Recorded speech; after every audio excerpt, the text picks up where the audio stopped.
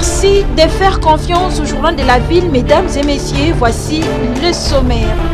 Élection 2023 en République démocratique du Congo. Le président de la Commission électorale nationale indépendante a lancé ce mercredi 25 octobre la formation du personnel navigant devant assurer la mobilité du matériel électoral et des agents à travers les territoires nationaux. C'est tout pour le sommaire, mesdames et messieurs.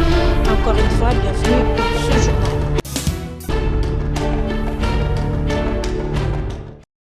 C'est confirmé, le départ accéléré, progressif et responsable de la MONUSCO interviendra à la fin de cette année. C'est le vice-premier ministre, ministre des Affaires étrangères et francophonie, Christophe Lutundula, à Pala Penapala, qui l'a dit le lundi 23 octobre 2023 au cours du briefing avec les professionnels des médias organisé par le porte-parole du gouvernement, Patrick Mouya Katembwe.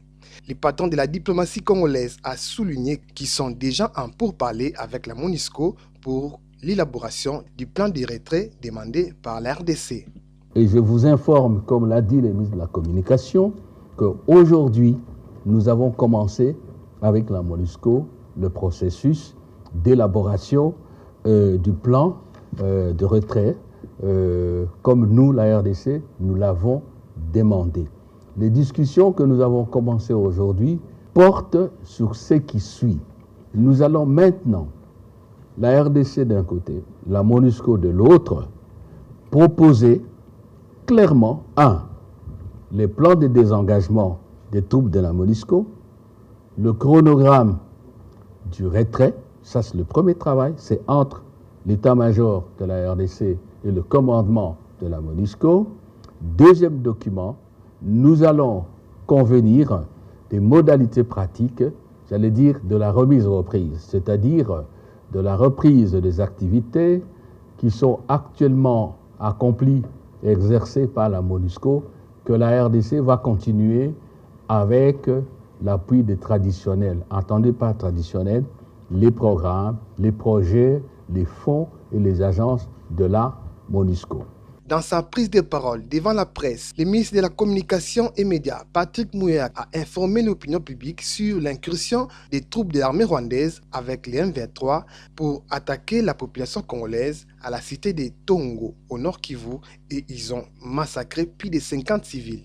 Nous allons commencer cet exercice de redevabilité par les événements qui se sont produits le week-end dernier à Tongo, à la suite d'une incursion des troupes de l'armée rwandaise qui sont venues en renfort contre les terroristes du M23, d'ailleurs comme ils opèrent habituellement, pour attaquer les populations congolaises qui ont été défendues ces derniers jours vaillamment par des compatriotes que nous appelons affectueusement tous d'ailleurs Wazalendo, parce que nous tous nous sommes des patriotes. On peut apercevoir des colonnes des troupes de l'armée rwandaise entrer dans cette partie de la colline surplombant la cité des Tongo. Comme vous pouvez le voir sur la route des Kalengera, nous avons reconnu les tenues, les armes ainsi que les munitions qui ont été réquisitionnées pour faire cette opération macabre.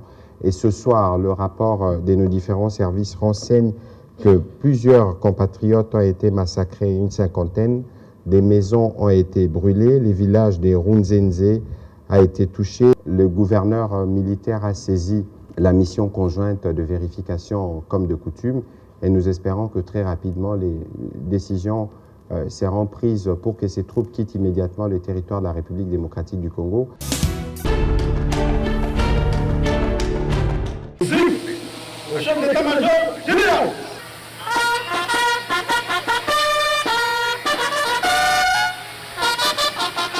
Arrivé dimanche soir à Mwanda, dans la province du Congo central, pour une visite de travail, le général d'armée Thio Esongesa Christian s'est rendu ce lundi 23 octobre 2023 à la base militaire d'Ekitona pour visiter près de 10 000 recrues de la promotion Guépard en fin de formation. Le chef d'état-major général de forces armées de la République démocratique du Congo, le général d'armée Thio Esongesa Christian, est revenu pour sa troisième fois au cours de cette année 2023. C'est pour suivre de près la volonté du chef de l'État, commandant suprême Félix Antoine Tshisekedi, qui veut faire de son armée une armée professionnelle. Le chef d'état-major général est venu une fois de plus visité plus de 10 000 récrits.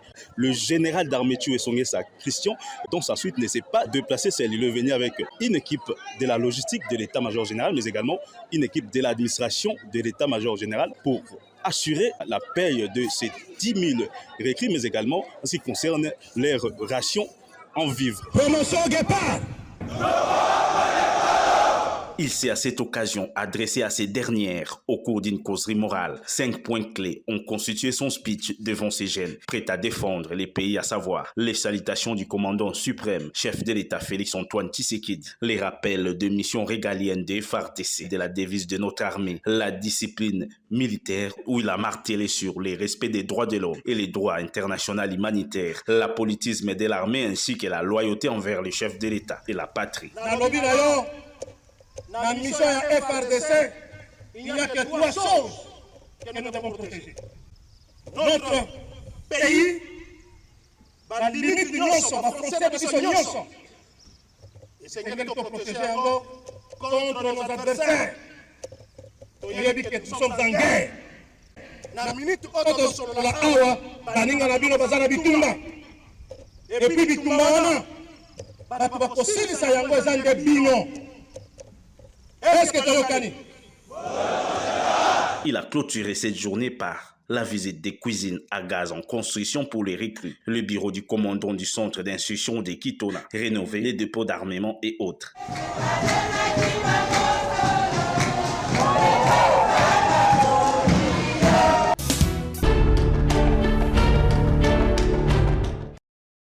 La valorisation de produits forestiers non lignés est l'une des stratégies mises en place par plusieurs pays pour lutter contre l'insécurité alimentaire et la pauvreté.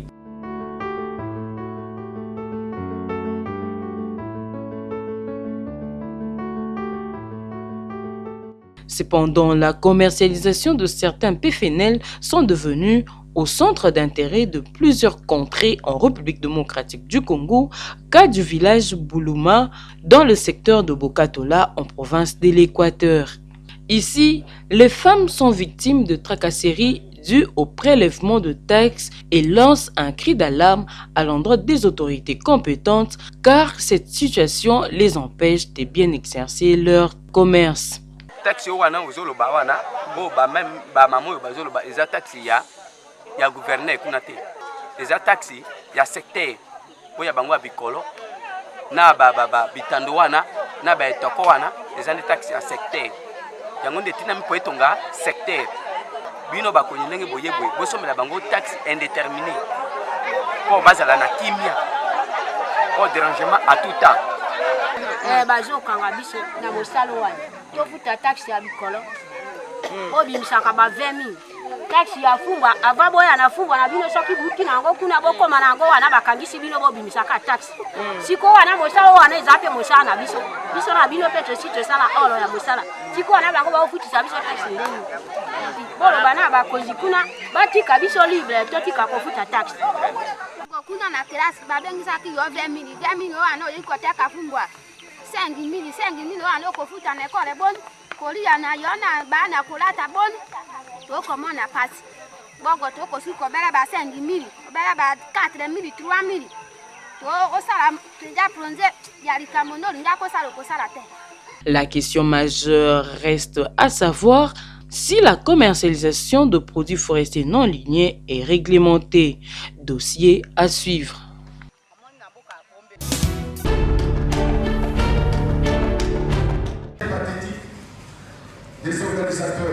Analyse, évaluation et diagnostic objectif sur l'évolution du processus électoral et rétablissement de la paix durable par les leaders politiques, des organisations de la société civile, les chefs de confession religieuse en République démocratique du Congo.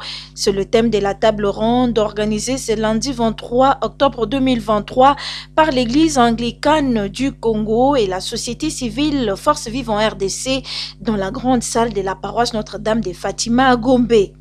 Au cours de cette table ronde, plusieurs sous-thèmes ont été développés par les panélistes. Diagnostic, analyse critique du processus électoral, thème développé par Cyril Ebotoko de la Cinco, Jérôme Bonso de l'AETA et Jean-Baptiste Ndundu de la CENI.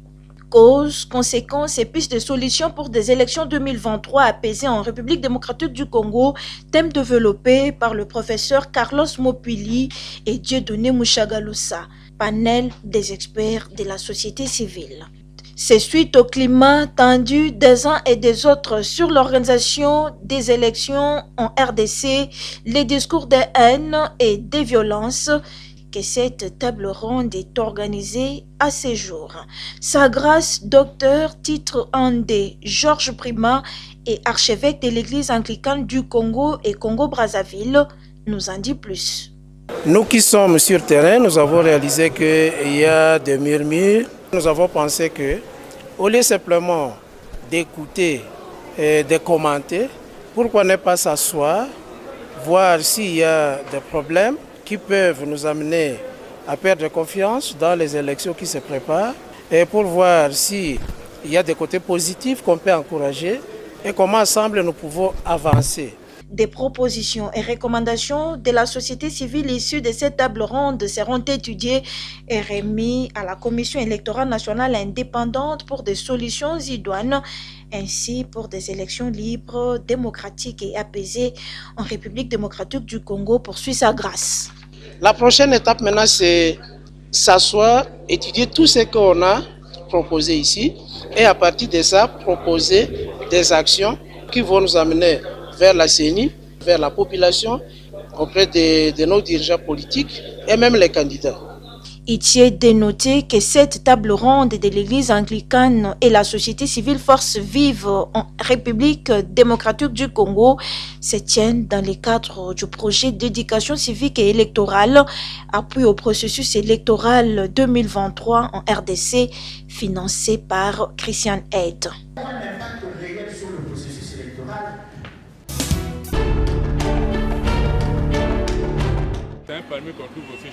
Ils sont venus nombreux ce mardi 24 octobre 2023 à la pépinière Mbilaya Congo à Gombe pour faire la pratique de la matière apprise à l'école. Les élèves du groupe scolaire Aurore, conduite par leurs enseignants, ont été reçus par les responsables de cette pépinière, Jean Mangalibi, qui les a d'abord donné des explications sur la sorte des arbres et comment planter des fleurs avant de leur apprendre comment conserver plus longtemps possible la tomate. Ces élèves ont aussi appris à faire la culture des oignons dans les sacs. J'ai appris qu'il y a deux sortes de plantes. Déjà, c'est des plantes extérieures et les plantes intérieures. Les plantes intérieures, ce sont des plantes qui poussent juste avec l'ombre parce qu'elles ne peuvent pas être exposées sous le soleil. Et dès qu'elles sont exposées sous le soleil, elles sèchent. Et j'ai appris aussi que nous avons plusieurs sortes de palmiers. Nous avons le palmier doré. Nous avons aussi le palmier queue de renard. Nous avons aussi les palmiers bleus. Et nous avons aussi les palmiers qui produisent, donc les palmiers à huile qui produisent l'huile de palme. Une très grande expérience.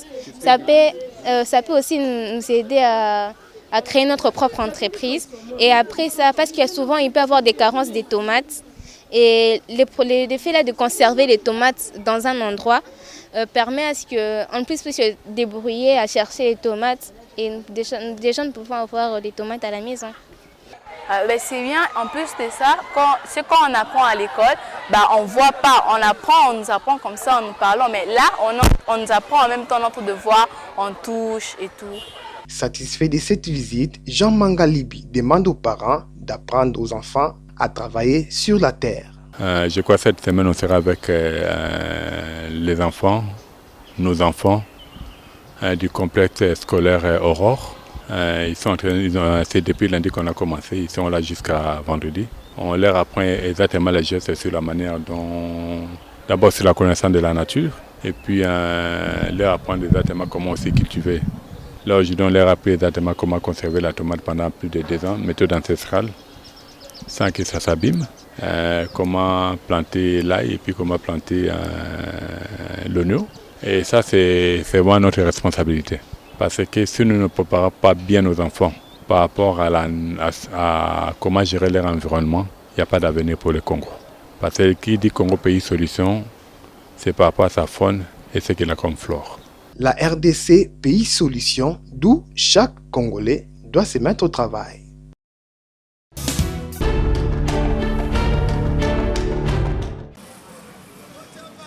Le canapé étant un meuble à un ou plusieurs sièges confortables fabriqués à base du bois et des éponges garnies par des tissus en cuir ou autres genres servant à composer la salle de séjour. Actuellement, il existe des usines de fabrication ou des sites dans tous les coins des avenues, tels que dans la commune de Ngiringiri, au quartier Kimbangu. Par manque d'emploi, quelques personnes ont installé leurs ateliers de fabrication de meubles pour fuir l'oisiveté. Mais elles sont confrontées à certaines difficultés.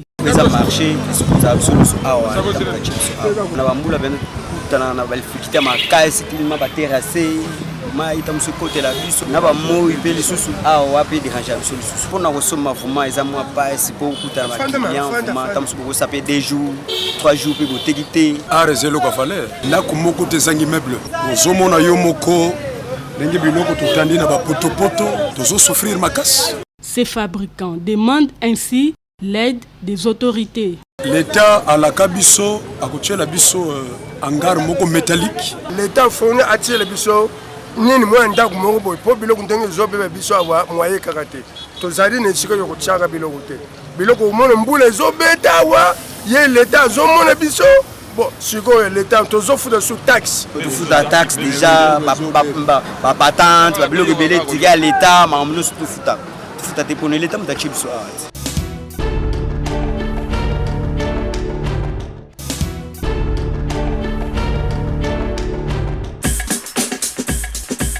Nous sommes arrivés à la fin de ce journal de la ville. Mesdames et messieurs, merci de l'avoir suivi. Le prochain rendez-vous est pris pour ce jeudi avec le même plaisir.